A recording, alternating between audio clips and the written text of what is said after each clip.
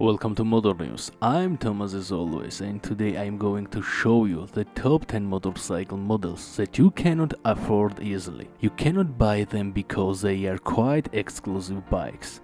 You cannot buy it because there are only a few copies in the world.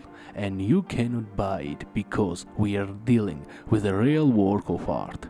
And if you do to manage to buy one of these bikes, you will have to stand in a long line. In this video, I'll show you both factory and custom versions, and for those of you who like custom motorcycles, this video is even a source of inspiration for you. In short, enjoy the video.